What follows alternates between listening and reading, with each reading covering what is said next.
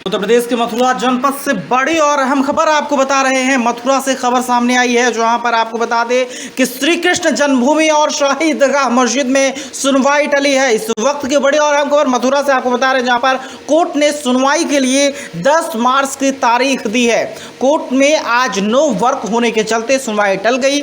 न्यायाधीश एडीजी 6 में आज शाही ईदगाह मस्जिद के कमिश्नरी सर्वे को लेकर जारी होने वाला था अहम फैसला जो है, लेकिन 10 मार्च को अगली तारीख अब कोर्ट जारी कर सकता है। तो बड़ी और अहम खबर आपको बता रहे हैं, श्री कृष्ण जन्मभूमि मुक्ति निर्माण ट्रस्ट के अध्यक्ष अधिवक्ता महेंद्र प्रताप की याचिका पर आदेश होना था। बड़ी और अहम खबर आपको बता रहे हैं इस वक्त की, जहां पर श्री कृष्ण जन्मभूमि और शाही ईदगाह मस्जिद में सुनवाई टली है। तो बड़ी और अहम खबर, और इसी खबर पर ज्यादा बातचीत करने के लिए हमारे साथ दिनेश शर्मा, हिंदू महासभा के कोषाध्यक्ष, फोन लाइन पर जुड़ रहे हैं।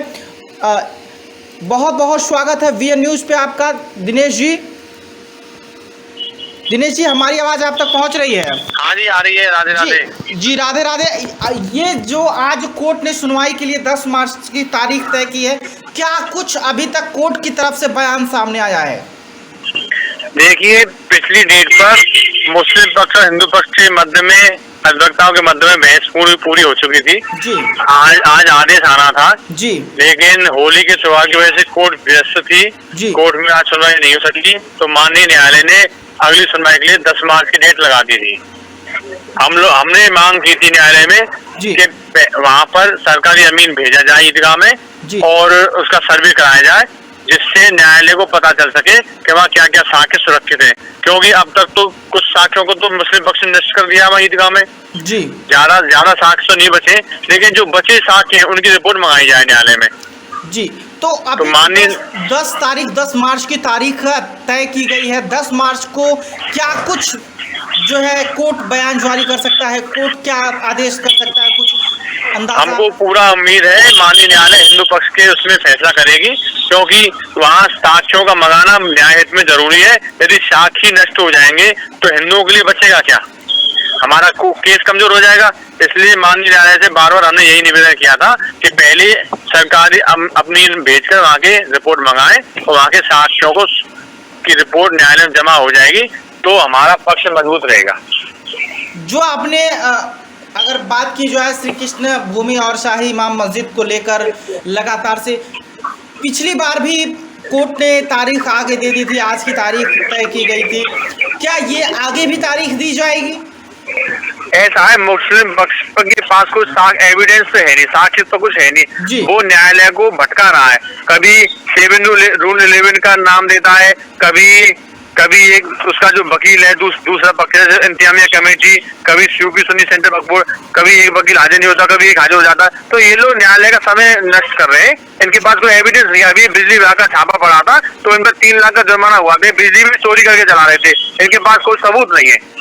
जी, चलिए, आपने अपना कीमती वक्त दिया, इसके लिए आपको बहुत बहुत शुक्रिया। तो ये थे हमारे साथ फोन लाइन पर हिंदू महासभा के कोषाध्यक्ष दिनेश शर्मा, जिन्होंने जानकारी दी और उन्होंने बताया कि जो कोर्ट ने सुनवाई की बात कही है, 10 तारीख मुकर्रर की गई है, और उन्होंने क्या कुछ कहा है, आइए आपको वो भी सुनवाते हैं। आज मथुरा कोर्ट में एडीजे 6 के यहाँ श्री कृष्ण जन्मभूमि से शाही ईदगाह को हटाने वाले केस में सुनवाई हुई। उसमें माननीय न्यायालय में हिंदू पक्ष और मुस्लिम पक्ष की तरफ से बहस पूर्ण हो चुकी है।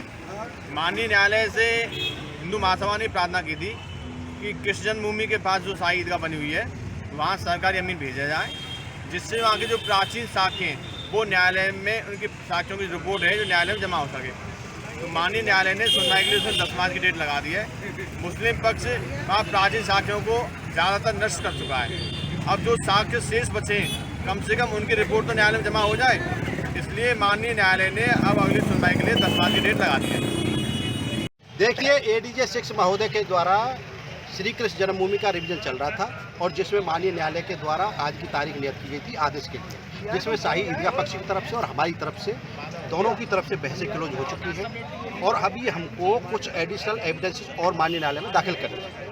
इसी को लेकर के आज न्यायालय के द्वारा अग्रिम तारीख 10 मार्च निर्धारित की गई है। 10 मार्च में इसकी विधिवत सुनवाई होकर के इसमें आदेश पारित होगा न्यायालय के द्वारा, और हम चाहते हैं कि शाही ईदगाह परिसर का वीडियोग्राफी हो, फोटोग्राफी हो और जितने भी एविडेंसेस हैं जो शाही ईदगाह परिसर की दीवारों पर बने हैं, हम उसे शाही ईदगाह परिसर नहीं मानते। हम भगवान श्री कृष्ण का गर्भगृह मानते हैं, हम उसे मंदिर मानते हैं, क्योंकि उस पर हिंदू प्रतीक बने हैं। तो इसलिए हम चाहते हैं कि वहाँ का कोर्ट कमिश्नर हो, वीडियोग्राफी हो, फोटोग्राफी हो, और जितने भी तथ्य हैं वहाँ की डायमेंशन होनी चाहिए प्रॉपर्टी की, और ये सभी रिकॉर्ड्स माननीय न्यायालय में आने चाहिए और जनमानस के सामने आने चाहिए। इसी को लेकर के हमने रिवीजन दाखिल किया था। रिवीजन माननीय न्यायालय के द्वारा स्वीकार कर लिया गया था। अब इसमें 10 मार्च को विधिवत सुनवाई होगी और आगे जो होगा आपको बताएंगे। की होली है और बरसाना की होली के कारण यहाँ पर लोकल छुट्टी रहती है, हर साल छुट्टी रहती है, तो इस छुट्टी की वजह से आज सुनवाई नहीं हो पाई है। इसलिए माननीय न्यायालय के द्वारा अग्रिम तारीख इसमें निर्धारित कर दी गई है और अग्रिम तारीख पर हम ऑनरेबल हाई कोर्ट की रूलिंग, सुप्रीम कोर्ट की रूलिंग दाखिल करेंगे और जितनी एविडेंसेज हैं, रेस्ट एविडेंसेज हैं, उनको भी हम करेंगे। और हम न्यायालय से यही आशा करेंगे